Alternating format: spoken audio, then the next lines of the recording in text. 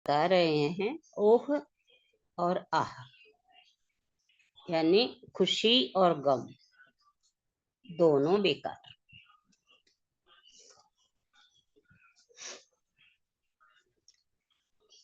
संसार की आंखों से जब संसार को देखते हैं तो पाते हैं कि ये संसार जो है परिवर्तनशील है। कुछ भी कभी भी परिवर्तन हो सकता है। और ये जो परिवर्तन है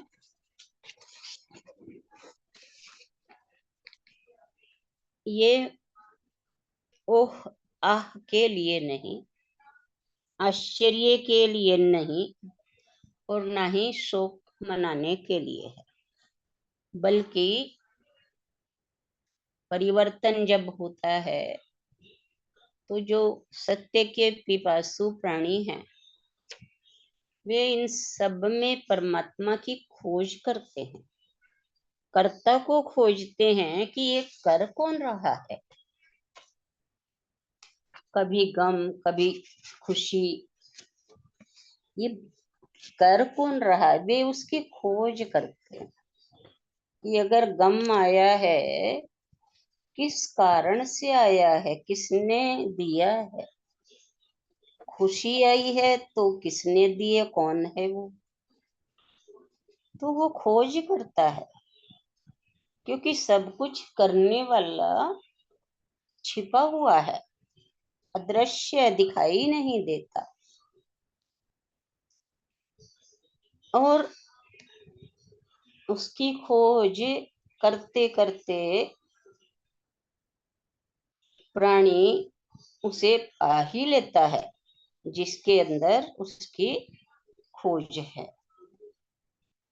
तो उसकी दुनिया में परमात्मा जो है, उनकी दुनिया में प्राणी जो रह रहे हैं, तो गुरुदेव उनके लिए कह रहे हैं कि असंभव कुछ भी नहीं है।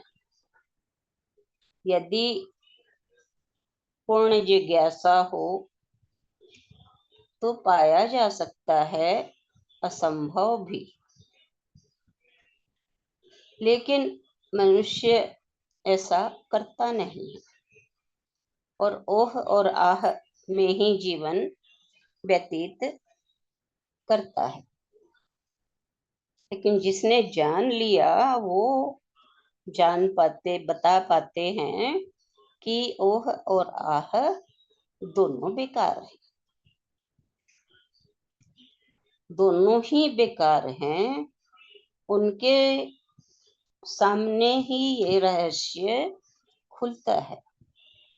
यानी जो कुछ भी हो रहा है, अच्छा बुरा, दुख सुख, हमारे अच्छे के लिए ही हो रहा है, लेकिन हम उसमें दुख सुख मनाने लग जाते हैं।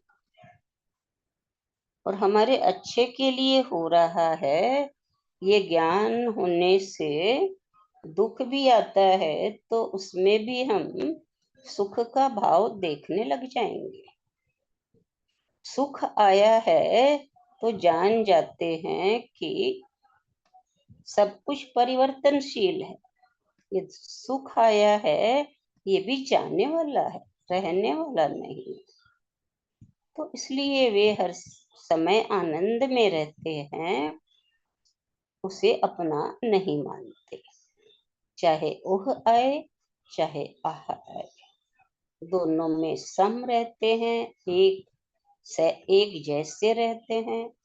उन्हें उनसे कुछ फर्क नहीं होता जिन्होंने जान लिया कि ये दोनों ही बेकार है, आने जाने हैं।